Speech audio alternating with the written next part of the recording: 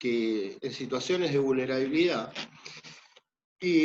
sabemos de las dificultades, ¿sí?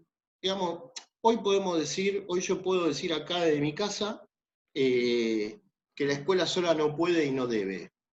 Ahora, cuando tenemos que pensar la escuela con otros actores, ahí se nos presentan infinidad de problemas, ¿sí? Se nos presentan infinidad de problemas, porque toda articulación, por más que la pensemos, la deseemos y la busquemos, siempre tiene algo de problemática, algo de conflictiva, ¿sí? Siempre la articulación o las articulaciones suponen un determinado cuestionamiento, ¿sí? A las formas de construir y ejercer el poder, a las formas de concebir el poder, de las instituciones y de las personas. Y pensemos esto al interior de las instituciones en que trabajamos, ¿sí? Y de qué manera se conducen esas instituciones, se gobiernan. Pensemos al interior de esas instituciones de qué forma también se van desplegando, ¿sí? Se van desplegando y construyendo las redes y las formas de ejercer el poder. Y entonces, es muy lindo decir que la escuela sola no puede y no debe, y es muy complejo hacer que la escuela trabaje con otros y con otras, ¿sí? Que trabaje con otras instituciones. Pensando esto desde las estructuras altas de responsabilidad del Estado, ¿sí? Es decir, de quienes tienen la responsabilidad también de conducir las distintas instituciones, las políticas, los sistemas, pero pensando también en las dificultades que hay en las articulaciones, en las micropolíticas, ¿sí? Micropolítica al interior de una institución, al interior del club, y las internas que hay al interior del club, al interior, ¿sí? De un servicio local, al interior de una escuela, ¿sí? Donde nos proponemos hacer proyectos entre varios y nos cuesta y tenemos dificultades y no nos vemos y no nos encontramos, ¿sí? Y no vamos todos los días todos, bueno, todas las cosas que ustedes saben que suceden en una escuela. Entonces, la escuela sola no puede, no debe, sí tenemos el desafío para garantizar el derecho a la educación, de poder avanzar, ¿sí? En cuestiones que tengan que ver con las articulaciones de políticas, las articulaciones institucionales y las articulaciones entre las personas, ¿sí? Que hacen posible, que llevan adelante esas políticas. Para esto, y lo sabemos bien entre nosotros, cuando hablamos de discutir el poder, hablamos de salir de mezquindades, ¿sí? Digo, concretamente. Hablamos de dejarnos interpelar y de repensar nuestra propia manera de ejercer el poder, porque no es que el otro, siempre es el otro el que ejerce el poder, ¿sí? De la manera que no nos gusta. También esto nos implica revisarnos, porque, a ver, habiendo atravesado, ¿sí? La experiencia de trabajar en escuelas que necesitan mucho de la articulación territorial, sabemos que muchas veces, y no voy acá a ver quién más, quién menos, que muchas veces ¿sí? Nos pasa algo que es esa situación como el perro que se muerde la cola, ¿sí? Es decir, desde las escuelas decimos, pero el servicio local, no vayas porque la realidad es que nunca te da bola, ¿sí? Hacer las presentaciones y te llaman dentro de 6 meses, ya pasó, el problema el pibe ya no lo tiene más, o ya no está más en la escuela. Entonces ni vayas, porque no funciona, ¿sí? Y desde los servicios, ¿sí? Muchas veces también se piensa, con las escuelas no se puede trabajar. No abren la puerta, ¿sí? No quieren, no se quieren meter. Y entonces, ¿sí? A partir de estos prejuicios, que seguramente tienen, ¿sí?, su parte de razón, que no la vamos a averiguar ahora, ¿sí?, que seguramente tienen algún componente de realidad, pero que sin duda, ¿sí?, necesitamos superarlo, necesitamos saltear, ¿sí?, esas mezquindades y ese perro que se muerde la cola, para poder avanzar en lo que nos plantea la propia ley del sistema de protección integral, ¿sí?, que tiene que ver con la corresponsabilidad.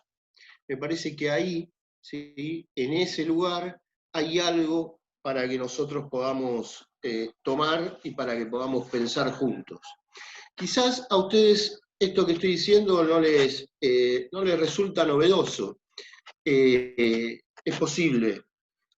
Yo creo que sí es novedoso o debería ser novedoso poder construir políticas y caminos de verdaderas articulaciones territoriales. Porque a pesar de que en algunos lugares sí se puede, en muchos lugares es muy complejo. Y el escenario, ¿sí?, que les decía antes, en un contexto habitual del derecho a la educación, el derecho a la educación lo tenemos que asegurar, ¿sí?, desde una mirada integral, compleja, ¿sí?, y comprender el problema del derecho a la educación como un problema multicausal, ¿sí? Desde ahí es que tenemos que poder pensarlo y trabajarlo. En este mismo escenario, yo les decía al principio que es relativamente nuevo este problema, y lo creo así.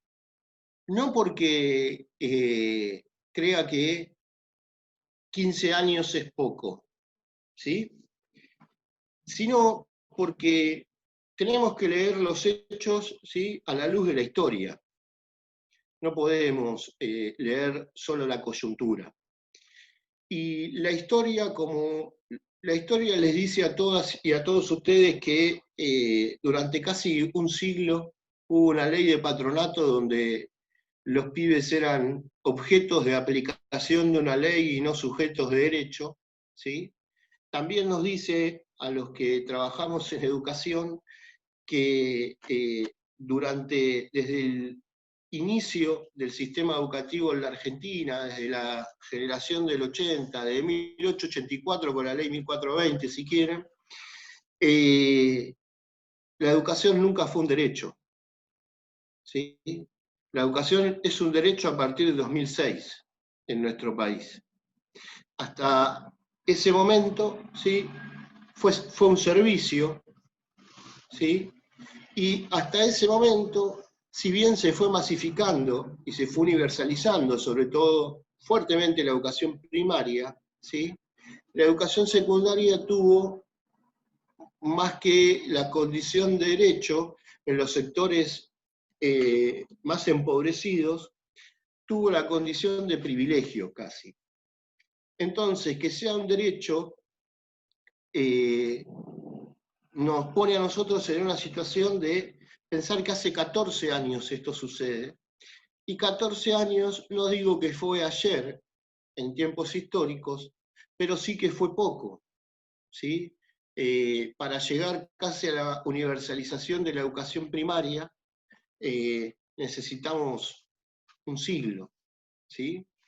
Con esto no quiero justificar, ni quiero pensar que vamos a necesitar un siglo para asegurar el derecho a la educación de los pibes y las pibas a la escuela secundaria. Sí quiero decir que luego de un siglo de estructuras que se construyeron, que se pensaron, ¿sí?, y que se diseñaron y se pusieron en juego para construir una escuela que no necesariamente debía ser para todos, hoy necesitamos tirar todo eso abajo y empezar a reconstruir un sistema que debe ser para todos. Y ustedes saben, no es lo mismo empezar un sistema de cero, ¿sí?, que reconstruir, reformar, reformular algo que ya tiene 100 años de tradiciones, de prácticas, de rituales, de nada, 100 años de trabajo. Entonces, digo, hoy estamos frente a la situación de poder pensar el derecho y el garantizar el derecho a la educación, ¿sí? O pensándolo, ¿sí? Desde hace poco tiempo a esta parte como derecho, en un proceso que no es simple y que es conflictivo, y que va a ser conflictivo, y que va a seguir siendo conflictivo. ¿Sí? ¿Por qué? Porque, entre otras cosas, lo que se pone en juego, ¿sí? Es alterar un status quo histórico, es alterar subjetividades que piensan a la escuela de una manera particular. Como a ustedes les debe pasar, ¿sí? Como a ustedes les debe pasar el hecho de intentar transformar esas subjetividades que muchas veces siguen pensando a los pibes y a las pibas desde el paradigma tutelar, ¿sí? O lo siguen pensando, ¿sí? Desde una lógica que nada tiene que ver con la lógica de pibes y pibas como sujetos de derecho. A esto, ¿sí? A esto le tenemos que agregar, que sumar hoy 4 años, ¿sí? de políticas socioeducativas, que son las políticas que de alguna manera han podido realizar un andamiaje, han podido, ¿sí? realizar una estructura que acompañe ese ingreso al derecho a la educación para aquellos que nunca habían concebido a la educación como derecho. Venimos de 4 años de desarme, ¿sí? de esas políticas. Y esto hay que tenerlo en cuenta porque me parece que no es menor al momento de pensar el derecho a la educación. ¿Sí? Cuando tenemos que pensar el derecho a la educación sostenido, ¿sí? Sostenido y contenido por políticas sociales integrales que les permitan a los pibes y a las pibas hoy estar en la escuela, y no solo estar en la escuela, sino aprender en la escuela. Nosotros decíamos, yo decía recién, venimos de un tiempo, ¿sí? De un tiempo histórico, de un sistema donde se pensó en la inclusión. ¿Sí? No es que nunca hubo inclusión. Lo que sí podemos, o por lo menos yo me animo a hacer, es discutir, ¿sí? las formas de esa inclusión. Porque hay inclusiones que son inclusiones excluyentes. Porque hay inclusiones que son autoritarias. Porque una inclusión que pide dejar las identidades culturales en la puerta de las escuelas es una inclusión autoritaria y excluyente. No, pero me estás componiendo de frío. ¿Cómo? Me perdí. Bueno, sigo. Y me parece interesante pensar, cuando pensamos el derecho a la educación, me parece interesante también que podamos pensar la inclusión y el derecho en perspectiva de igualdad. Hace un tiempo tuve la oportunidad de compilar un libro con Gabriel Brenner, donde justamente discutíamos y pensábamos la cuestión de la inclusión. Y en ese libro convocamos a un filósofo muy interesante, lo deben conocer, que piensa mucho y trabaja mucho sobre el derecho a la educación superior, ¿sí? Que es Eduardo Rinesi. Y en ese libro Eduardo escribe un capítulo que para mí es fundante, ¿sí? para pensar estas cuestiones, que tiene que ver con una distinción que él hace, ¿sí? de la idea de derecho y la idea de inclusión, para pensar en función, o poderla pensar en función de la igualdad. Y Eduardo dice, el derecho nos igualan el punto de partida. ¿Sí? El derecho nos supone iguales, ¿sí? Desde el vamos, desde el punto de partida. Somos todos iguales porque todos estamos, ¿sí? Bajo, o todos tenemos un mismo derecho. ¿Sí? Entonces el derecho nos hace iguales desde el punto de partida. Ahora, también sabemos que no todos, todas, podemos, ¿sí? Hacer efectivo, ver en nuestra vida cotidiana realizados los derechos que están declamados. Y ahí dice, es donde entra la lógica de la inclusión. Porque la inclusión no supone desiguales. Mientras el derecho nos supone iguales como punto de partida, la inclusión como política parte de la idea de que como estamos desigualados, tenemos que traer al otro, lo tenemos que acercar, lo tenemos que volver a traer al centro de la cancha, ¿sí? Porque quedó de la línea de cal para afuera. Entonces, ¿por qué digo esto? Porque desde la escuela tenemos que pensar mucho y trabajar mucho en términos de cómo pensamos a nuestros pibes y a nuestras pibas.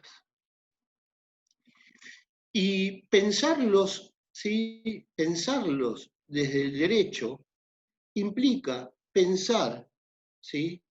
Que son todos iguales, hasta antes de entrar a la escuela. ¿Sí? Es decir, que todos son iguales, que todas son iguales, y porque son iguales, no importa cómo vengan, de dónde vengan, para qué vengan, porque todas y todos son iguales, todos y todas pueden aprender. Ese hecho, que también lo podemos pensar con otro filósofo, ¿sí? Que es Rancière, ese hecho es un hecho, permítanme que lo diga así, revolucionario. Revolucionario en términos educativos, porque da por tierra la idea, ¿sí? Da por tierra la idea que se trabajó durante muchísimos años y que sigue todavía dando vuelta y permeando las prácticas, la idea de la educabilidad. Y da por tierra también, ¿sí? La idea de muchas familias que nosotros conocemos, ¿sí? Y que nosotros nos encontramos diariamente en las escuelas, de mi hijo no nació para las matemáticas, mejor que vaya a trabajar, mi nene no puede. ¿Para qué perdemos tiempo, maestro, con esto? Sigamos con otra cosa. Entonces, pensar el derecho es pensar de movida la igualdad, ¿sí? Una igualdad radical de todos los pibes y pibas en términos de aprendizaje. Esto lo planteo desde el primer escenario, ¿sí? Desde el primer escenario, desde el escenario de lo habitual, ¿no? Estas ideas las quiero pensar desde ese lugar, desde cómo tenemos que pensar el derecho a la educación, ¿sí? O cómo lo estamos pensando hasta antes de, no sé, ¿qué fecha fue? El 15 de marzo, ¿sí? Entonces, me parece que ahí hay algo para pensar en términos de la construcción de articulaciones, ¿sí? El trabajo con otros, la escuela sola que no puede ni debe, y somos quienes estamos en la escuela los primeros que nos tenemos que decir que nosotros solos no podemos, ¿sí? Porque nosotros hablamos mucho de las crisis educativas, ¿sí? Y hay crisis educativas que se desatan, o nosotros llamamos crisis educativas a muchos hechos que muchas veces se desatan por la impotencia.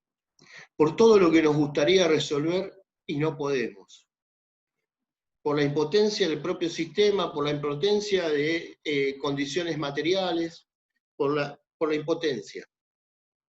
Pero también hay crisis educativas, ¿sí?, que se desatan por la omnipotencia pedagógica, ¿sí?, por creer que en la escuela vamos a resolver todo y podemos con todo.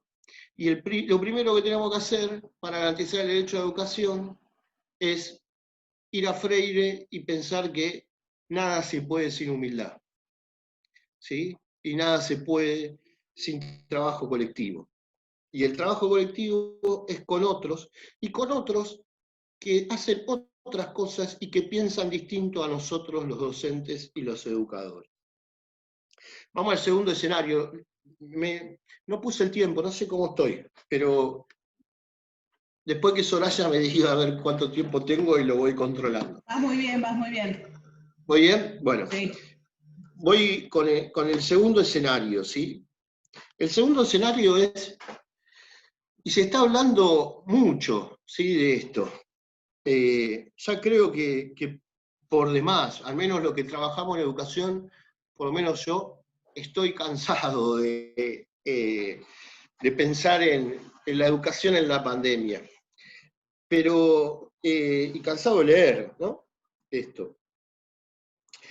Pero igual me parece que, nada, que el tema y estar con ustedes amerita ensayar algunas cosas, algunas palabras. ¿Cómo sostenemos hoy el derecho a la educación? ¿Cómo se sostiene hoy el derecho a la educación? Yo creo que hoy sostener el derecho a la educación, garantizar el derecho a la educación, ¿sí?, o para poder garantizarlo, nuestro esfuerzo, el esfuerzo de los docentes, las escuelas, tiene que estar puesto en sostener el vínculo pedagógico, ¿sí? Me parece que ahí está la clave. Podemos virtualizar todo lo que queramos virtualizar, ¿sí? Podemos hacer programas de TV, podemos radio, tele. No lo digo despectivamente, todo lo contrario, me parece que el Estado tiene que estar presente garantizando todas las formas habidas y por haber para que la escuela se construya de otras maneras. Ahora, lo que sí creo es que donde tenemos que poner el foco no es en si van a aprender o no factoreo, sino que tenemos que poner el foco hoy, en estas circunstancias, en estos momentos, ¿sí?, en la construcción del vínculo pedagógico, en que los pibes y las pibas sepan, entiendan,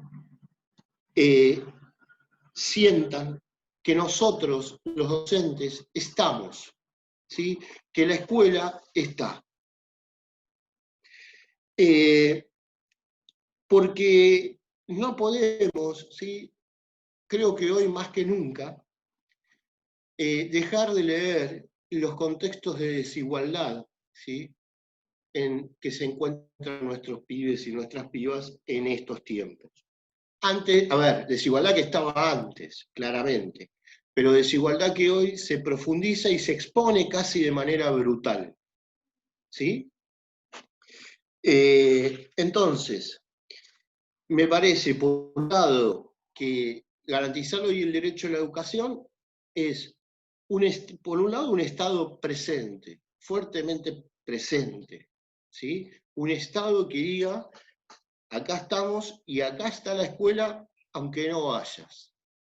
Pero también desde nuestro lugar como docentes, ¿sí?, la propuesta y esta construcción del vínculo pedagógico tiene que ser, más que en términos, ¿sí?, más que en términos de exigencia, en términos de invitaciones. Hoy nosotros, los docentes, estamos para hacer invitaciones, para invitar a los pibes. Siempre estamos para eso, pero hoy más. Hoy más. Hoy estamos para invitar a los pibes a que se contacten con algo de la cultura, para invitar a los pibes a que se contacten con algo del conocimiento, ¿sí? Para convidarle a los pibes nuevas experiencias, ¿sí? Que puedan hacer desde su casa, para convidarle y ofrecerle saberes. Nosotros hoy tenemos que ser quienes podemos ofrecerle a los pibes y a las pibas ocasiones de aprendizaje. Ni ejercicios, ¿sí? Ni trabajos prácticos, ni pruebas, ni notas. Ocasiones de aprendizaje. Esa es nuestra tarea hoy. Siempre se discute mucho, ¿sí? en torno a si la escuela enseña o cuida, o si tiene que enseñar o tiene que cuidar. Un debate que está perimido y que ni vale la pena para mí tomarlo en serio hoy, porque la escuela no puede enseñar si no cuida, y cuando cuida está enseñando, ¿sí? Entonces no podemos pensar una cosa desligada de la otra, ¿sí? Nadie que me cuide me está dejando de enseñar a cuidar, por ejemplo, ¿sí? Y nadie que esté preocupado porque el otro aprenda lo puede descuidar. Entonces, me parece que esa discusión, ¿sí? Es una discusión perimida, pero creo que tenemos que volver a pensar mucho, ¿sí? Asumiendo que el cuidado es parte de lo que tenemos que hacer en la escuela, ¿sí? Y de lo que hacemos en la escuela. Asumiendo esa parte, creo que debemos sí pensar nuevamente el cuidado. Pensar el cuidado todavía más a fondo. Hoy el feminismo nos está enseñando, ¿sí? Con mucha fuerza, que el cuidado es un trabajo, ¿sí? Y entonces no podemos, ¿sí? Desde la escuela no asumir ese costado de trabajo que tiene que ver con cuidar, ¿sí? Por lo tanto, la escuela tiene que ser lugar de cuidado, tiene que ser lugar de invitación, nosotros tenemos que ser quienes ofrecemos ocasiones de aprendizaje, porque desde que el sistema educativo es sistema educativo, ¿sí? Volvemos a la ley 1420 y allá lejos, la escuela con Sarmiento, discutámoslo si quieren después, se propuso algo que es indiscutible, que fue construir lo común. ¿Cómo lo construyó? Discutámoslo. Ahora, lo que se proponía, ¿sí? Sarmiento y esa generación, era a partir de la escuela construir lo común. Y hoy la escuela, de otras maneras, se propone lo mismo, y se tiene que proponer lo mismo. Y en tiempos de pandemia, una de las cosas que nosotros tenemos como gran desafío es construir lo común en el mundo de lo privado. Porque para construir lo común, los pibes y pibas hoy no están en lo público, no están en la escuela, están en sus casas. Y entonces, un gran desafío que pone en fuerte contradicción, ¿sí? La tarea de la escuela, es que la escuela tiene que seguir pensando de qué modo construir lo común en el ámbito de lo privado. Por eso, la escuela hoy, ¿sí? Tiene que construir lo común también en tiempos de singularidades, donde los pibes no están juntos, donde las pibas no están juntas, ¿sí? Donde están cada uno en su casa. Pero es ahí donde necesitamos fuerte al Estado, ¿sí? Para salir de la lógica fragmentaria y para poder pensar, ¿sí? Que hay un nosotros que nos trasciende y que es ese nosotros el que tenemos que seguir construyendo. Por eso la importancia de la escuela y la educación en este tiempo. Por eso es vital la escuela y la educación en este tiempo, ¿sí? Y por eso no me importa si entregó 1 hora más tarde, 2 horas más tarde, si entró al Zoom, no entró al Zoom, si vino, si... ¿Qué me importa? A mí lo que me importa en este momento es que los pibes tengan experiencia de aprendizaje, donde la escuela esté presente y donde pensemos en lo colectivo y en un nosotros. Esa es la escuela que, creo yo, hoy necesita este tiempo de pandemia. Y para cerrar, ¿sí? Para cerrar, el escenario post, el escenario de la vuelta. Y ahí tenemos, no sé, por un lado futurología que hacer, pero por otro lado hay muchos intelectuales, ¿no?, que hoy se están peleando en el mundo pensando cómo va a ser el mundo de la vuelta, ¿no? Si es el fin del neoliberalismo, si esto no va a tocar nada del neoliberalismo, si todo va a ser igual, si China va a ser una potencia, la potencia número uno y desplaza a Estados Unidos, bueno, todas esas cosas que ya sabemos pensando la vuelta, ¿no?, que se viene diciendo. A mí me interesa pensar en lo micro, en esta parte, ¿sí? En lo micro, en la escuela. Y creo que la vuelta a la escuela tiene que ser una vuelta de integración de aprendizajes, ¿sí? ¿De qué integración de aprendizajes? De los aprendizajes de la experiencia vivida. La escuela tiene que poder tomarse un tiempo de reconstruir los aprendizajes de esta experiencia vivida. De los aprendizajes de los pibes, de las pibas, de sus familias, pero también de nosotros los docentes. Porque nosotros los docentes también estamos encerrados viviendo estos tiempos, como están ustedes, ¿sí? Entonces, me parece que lo que tenemos por delante, sin duda hoy, como para pensar en la vuelta, que en algún momento va a acontecer, va a suceder, de la manera que suceda, ¿sí?, es hacer, ¿sí?, construir dispositivos que nos permitan, ¿sí?, que la experiencia vivida se convierta en un hecho pedagógico. Eso es lo que necesitamos, ¿sí? Poder pensar cómo reconstruir la experiencia vivida en un hecho pedagógico. Es decir, construir conocimiento, ¿sí?, y ayudarnos del conocimiento ya construido para seguir aprendiendo en la escuela de mucho de lo ya vivido. Y para poder reconfigurar, para poder repensar eso que ya vivimos. Porque es cierto que a lo mejor en las escuelas muchos compañeros, compañeras, piensan que tenemos que recuperar el tiempo perdido a la vuelta. Y el tiempo no se recupera nunca, ¿sí? Lo que pasó, pasó. Listo, ya está. No hay que recuperar el tiempo. Lo que tenemos que recuperar entonces, volviendo al escenario anterior, lo que tenemos que recuperar, ¿sí?, y volver a reposicionar es a la escuela como el espacio de lo público, ¿sí? Es a la escuela, es la construcción de lo común en la escuela. Y eso es la escuela como lugar, ¿sí?, como espacio de construcción de la amistad, por ejemplo. De una amistad que hoy también, ¿sí?, tiene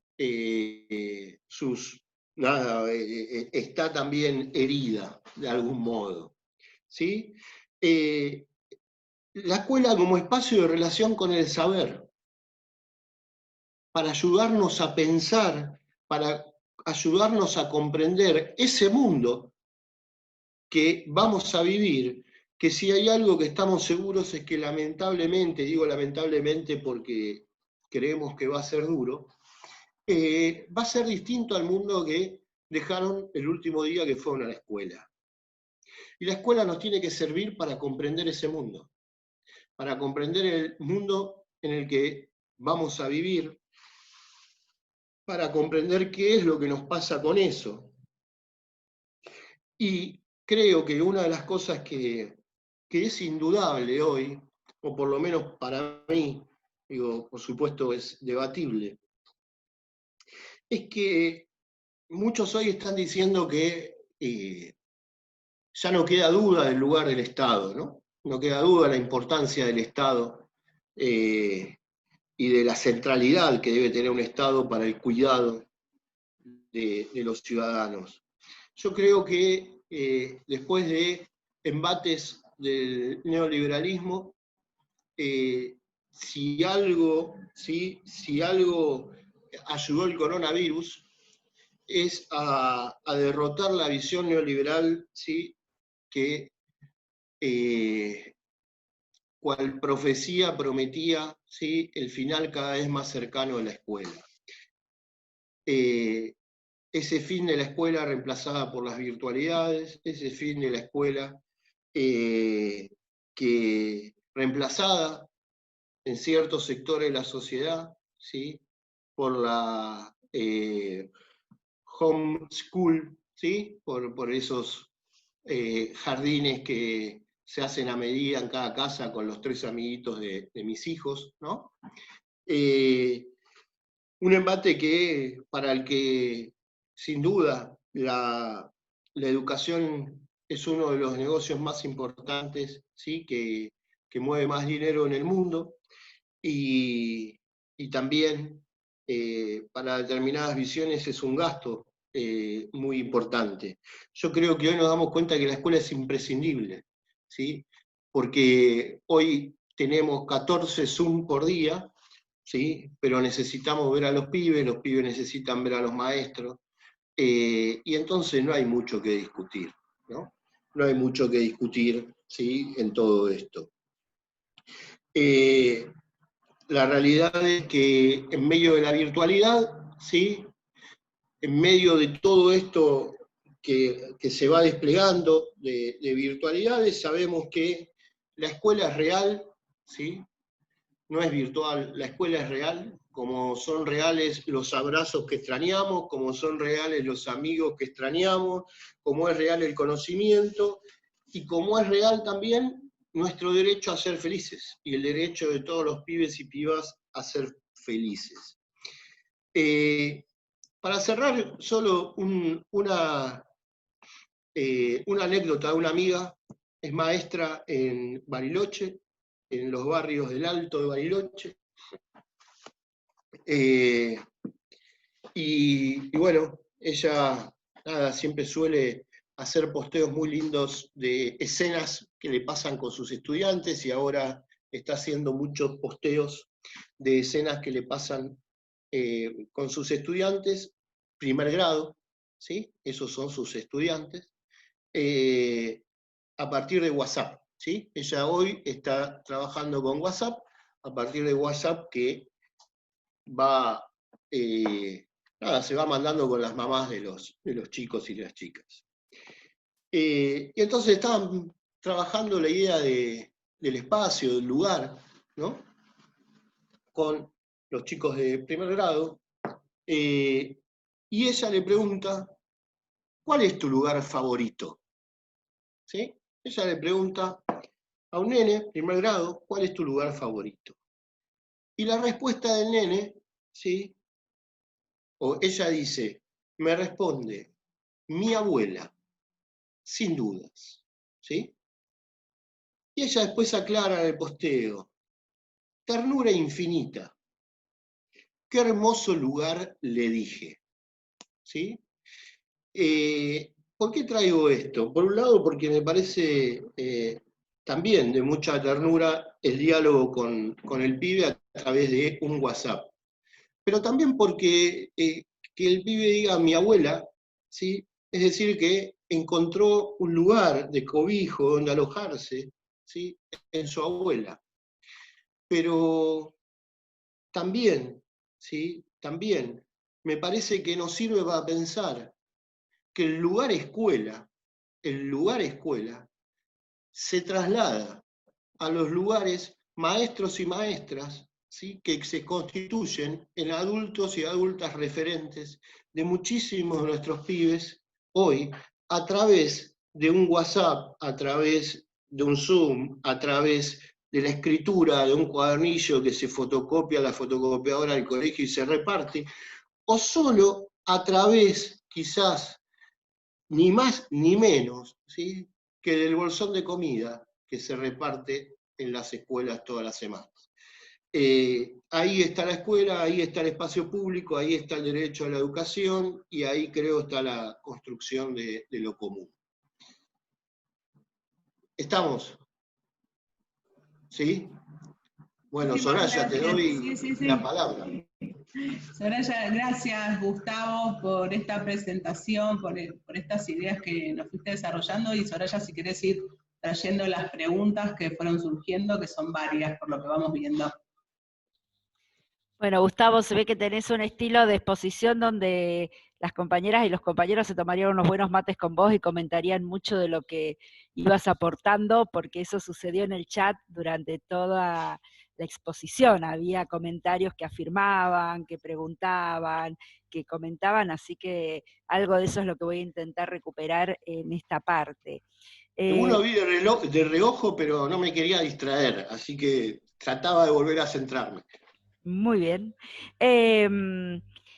Ahí hay un par de, primero antes de las preguntas, un par de comentarios que por ahí está bueno hacer. Recomiendan retomar un diálogo que hubo ayer entre el ministro de Educación y Tonucci, que parece que dejó, yo no lo escuché, pero que dejó No lo escuché.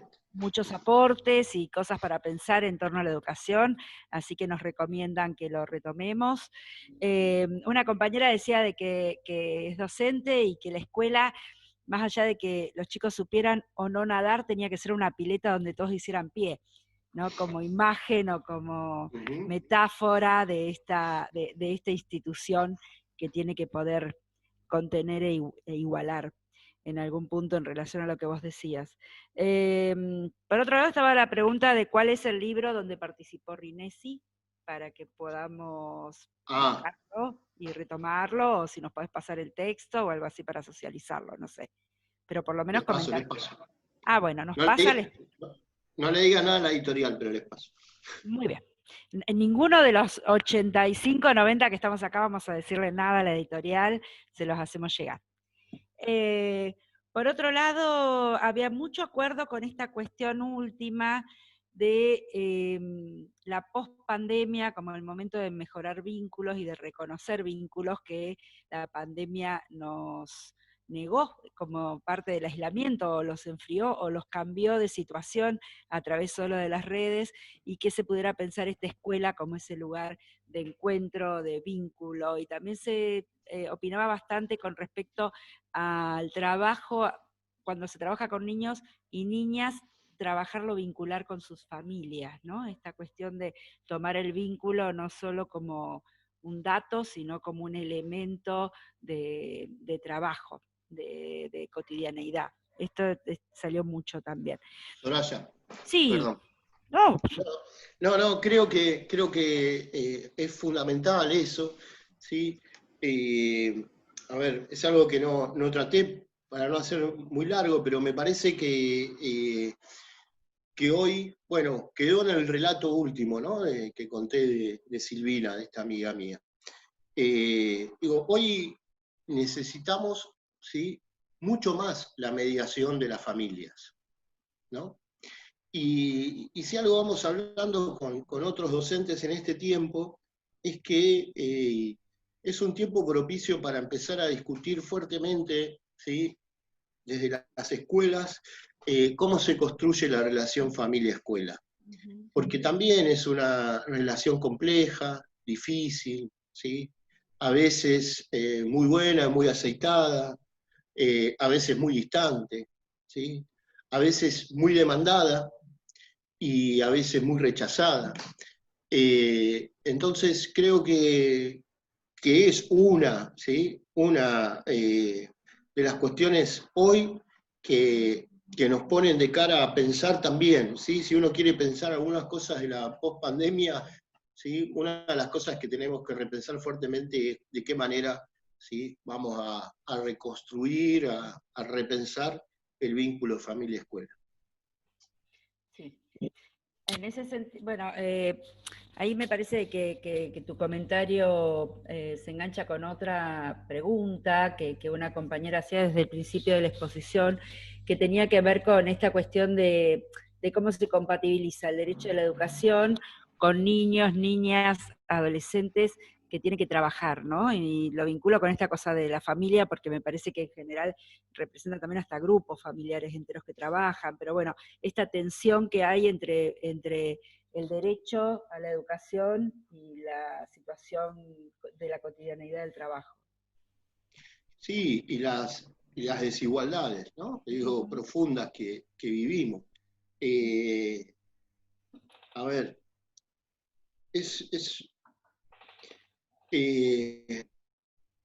me tocó todo, ¿sí? Si quieren, ¿en qué sentido? Como docente, como directivo, ¿sí? Me tocó trabajar con adolescentes, ¿sí? Que tenían que ayudar en sus casas.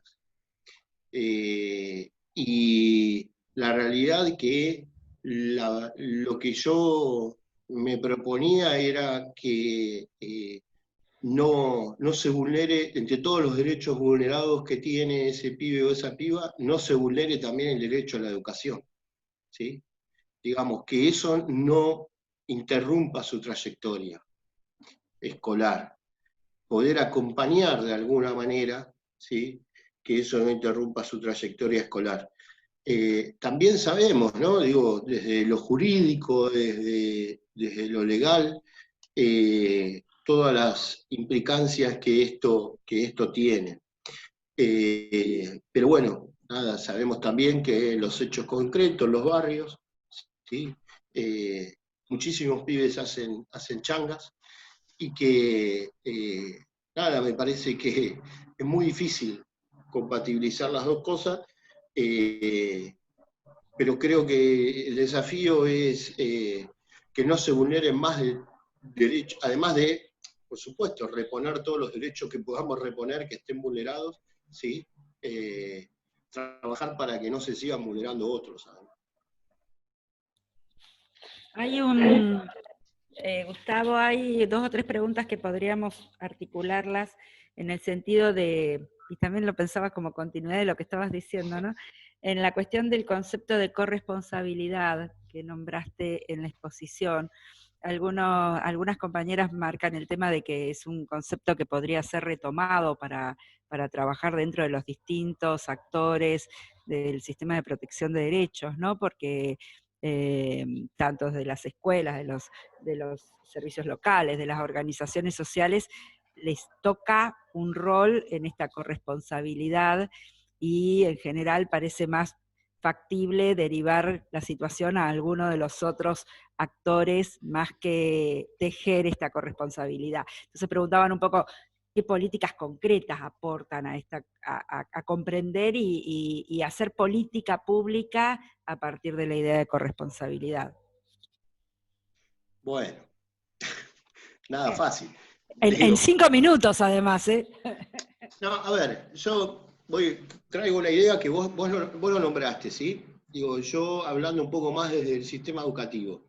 Yo cuando trabajé en el Ministerio de Educación en Nación, hasta 2015, tenía una serie de programas a cargo. Uno era que ustedes deben interactuar mucho con ellos, o deben ser parte, el programa de fortalecimiento y desarrollo de los equipos de orientación del país. Y nosotros, en educación, sí, los equipos, estamos muy acostumbrados a la idea de la derivación, ¿sí? Permanentemente, digo, se piensa en las derivaciones. Y mi preocupación, y la de muchos, no solo la mía, digo, es que esas derivaciones, ¿sí? terminan muchas veces, no voy a decir siempre, pero terminan muchas veces dejando a la deriva, ¿sí? Y creo que ahí hay una cuestión que tenemos que repensar fuertemente. La corresponsabilidad, ¿sí? Es el trabajo desde la propia competencia, ¿sí? Es decir, desde lo que cada uno tiene que hacer, garantizando el acompañamiento de las situaciones. Y yo creo que eso, digo, se tiene que construir las políticas, y me parece que se construye desde las políticas habilitando espacios de articulación sistemáticos, ¿sí? Sistemáticos, que realmente ocurran, donde nos peleemos, ¿sí? Donde haya mesa de discusión, que nos agarremos discutiendo, ¿sí? De verdad, y donde podamos construir políticas articuladas, digamos, ¿sí? De trabajo, integrales, pensando en los pibes. Esto sabemos que muchas veces es difícil. Yo creo que ahí hay algo, ¿sí? en torno de la corresponsabilidad. Y por otro lado, digo, me parece que también esto se juega en la micropolítica, no solo en la macro. Digo, esto se juega en el servicio local, en la escuela, ¿sí? En la salita de salud, en la unidad básica, en los lugares, en los clubes, donde nos sentamos, discutimos y nos hacemos cargo y la seguimos. Digo, además del desarrollo de políticas que puedan favorecer, que no las niego, ¿sí? Me parece que hay mucho de construcción territorial que tenemos que trabajar en ese sentido. Te hago una más. Hay dos tensiones, dos disputas de conceptos que marcan algunas y algunos compañeros. Uno que tiene que ver entre lo público y lo privado de la educación, qué pasa en este momento de pandemia, de pospandemia con la educación pública y la educación privada, y el abismo en el modelo educativo que existiría. Y por otro lado, la tensión entre calidad e inclusión, ¿no? Esta cuestión de si para incluir bajamos calidad, si mantenemos calidad a pesar de que se expulse o no. Bueno, estas dos tensiones están marcadas desde algunas preguntas y algunos comentarios de gente que participó activamente. Bien. A ver, vamos a empezar por la última, ¿sí? Por la atención, porque quiero recuperar ahí lo mismo de la atención, cuidar y enseñar, ¿sí? Parecería que muchas veces que muchas veces necesitamos el pensamiento binario para resolver las cosas en forma dicotómica, ¿no? Es una o la otra, es una o la otra. Y la realidad es que tenemos que pensar más complementariamente que dicotómicamente. Lo decían enseñar y cuidar, y ahora lo digo en calidad de inclusión. En calidad de inclusión, digo, a mí me pasa lo mismo, yo no puedo pensar, ¿sí? Una educación de calidad que no incluya. La realidad es que, ¿cómo pienso una educación de calidad que no incluye? Para mí no es de calidad esa educación, ¿sí? Y para pensar en una verdadera inclusión, ¿sí? Tengo que tener una educación de calidad, si no, no es inclusión, es otra cosa. Entonces, la verdad, para mí es muy difícil pensar una sin la otra. Durante mucho tiempo los docentes, ¿sí? En educación y sobre todo desde los gremios y en los que participo activamente y trabajo hoy, hemos discutido mucho, ¿sí? En otros tiempos, en los 90, la idea de calidad, ¿no? Porque es una retórica, ¿sí? una cuestión que viene del mundo empresarial, que tiene que ver con términos más bien, ¿sí? Ligados al neoliberalismo, a la mercantilización, bueno, todo esto que ya conocemos. Y la realidad es que sí. Pero también cuando nosotros dejamos de nombrar la calidad, ¿sí? Le dejamos la palabra, ¿sí? Le dejamos el término a aquellos que ya se lo han apropiado para ponerle, ¿sí? Otro sentido. Entonces nosotros tenemos que hablar hoy de calidad, ¿sí? Tenemos que hablar hoy de calidad de la educación, ¿sí? Y calidad de la educación porque, y no calidad educativa, porque el sustantivo es la educación, ¿sí? Y el adjetivo es la calidad, si ustedes quieren, y no al revés. Y nosotros hoy tenemos que hablar de calidad de la educación. Y no es una discusión, ¿sí? Binaria. Yo siempre pongo un ejemplo, que por ahí algunos se pueden ofender, no voy a hacer nombres para que no, pero todos seguramente van a pensar más o menos lo mismo. Se habla mucho de educación, ¿sí? De una educación de calidad, ¿sí? De excelencia educativa, por ejemplo, ¿sí? Cuando se nombran algunas escuelas que tienen 1000 aspirantes y entran 100 a esa escuela, y 900 quedan afuera, ¿sí? 900 quedan afuera de esa escuela,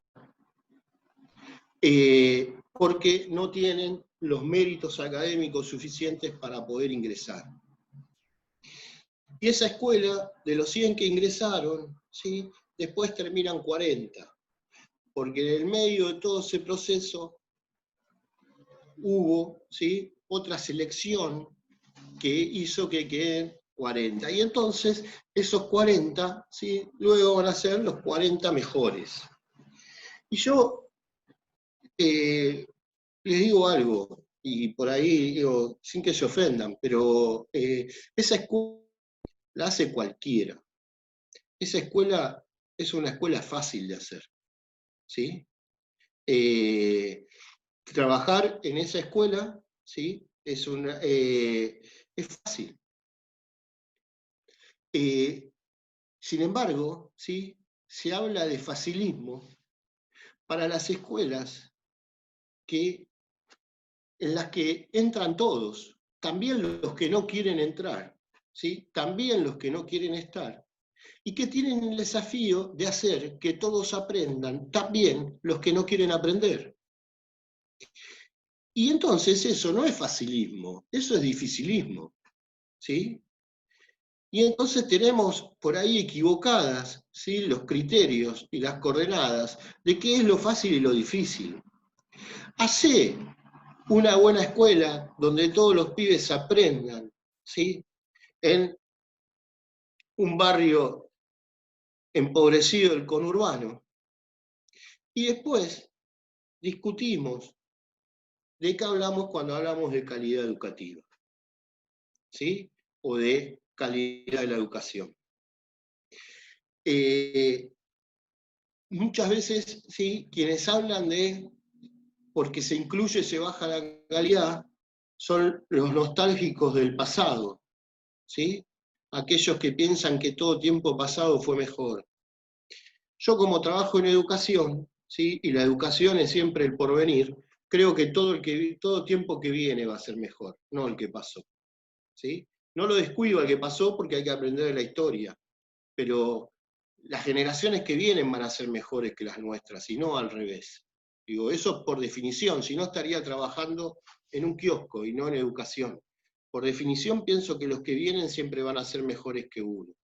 Y entonces, los que piensan, ¿sí?, los que miran el pasado con nostalgia y piensan, porque ya no se enseña lo que se enseñaba antes, y ya no sé.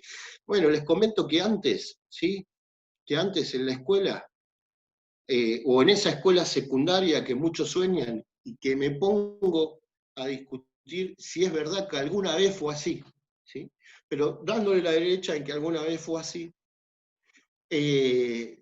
discutamos cuántos pibes entraban y cuántos quedaban afuera. Discutamos cuántos había, ¿sí?, en la escuela, en una escuela que hasta hace 40, 50 años, ¿sí?, la tasa de escolarización de la escuela secundaria no superaba el 50-60% de la población, ¿sí? Y entonces, bueno, sí, más vale que es más fácil hacer, que más vale que podemos decir, y que escuela tranquila y todos estudiaban, y sí, si el resto estaba en la calle. ¿Cómo hacemos hoy entonces? ¿Y eso es una adecuación de calidad? ¿Esa era la educación de calidad que un proyecto te propone? Yo la verdad que no es la educación de calidad que quiero para el proyecto de país que sueño tener, ¿sí? Yo sueño tener un proyecto de país donde todos los pibes y pibas tengan derecho de ir a la escuela. Y donde estén en la escuela también los que no quieran estar en la escuela. Y donde estén en la escuela también los que no quieran aprender. Porque la diferencia es, si no está en la escuela, nunca ni siquiera, ¿sí?, va a tener la posibilidad que alguien le diga por qué no querés aprender. En la escuela, a lo mejor en algún momento, va a tener la posibilidad, ¿sí?, de decir, hoy sí quiero aprender. Entonces no hay discusión, si es adentro o afuera, ¿sí?, si es calidad o si es inclusión, por lo menos para mí. Horacio, te pido perdón, pero me olvidé la primera pregunta.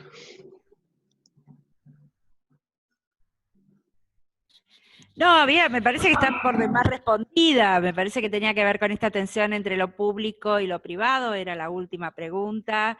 Me parece que igual está incluida en esto que estabas comentando, ¿no? Porque la educación privada suele poner parámetros que, que se basan en esta falsa dicotomía de la calidad de la inclusión.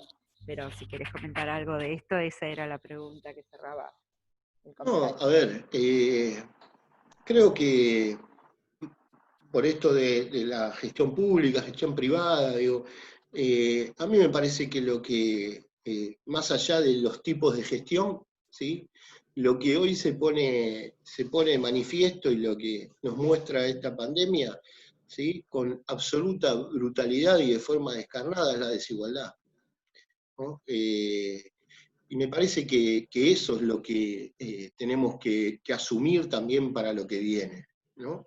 Porque, bueno, en tiempos, eh, en tiempos complejos, ¿sí? La desigualdad se profundiza, se acentúa, y es muy difícil poder salir al cruce en estos tiempos. Después, digo, también, por supuesto, defiendo y quiero la escuela pública. Digo, y creo que hay que seguir discutiendo algunas cosas en torno a lo privado y lo público. Pero bueno, también como me resisto a pensar que todas las escuelas públicas son como esas que forman la élite, también me resisto a pensar que todas las escuelas privadas, ¿sí?, forman solo la élite. Y sabemos que en muchos lugares de nuestro país, ¿sí?, y en muchos lugares hasta quizás perdidos, ¿sí?, pueblitos perdidos en nuestro país, a lo mejor la única escuela que hay es gestión privada. ¿Sí? Digo, no, hay ofertas educativas que atienden situaciones complejas también. Yo saldría de ese debate para no seguir pensando dicotómicamente y pensaría en torno a las desigualdades, ¿no? Que nos atraviesan fuertemente. Bueno, Gustavo, sabes que queremos agradecerte un poco para ir haciendo un cierre de este encuentro.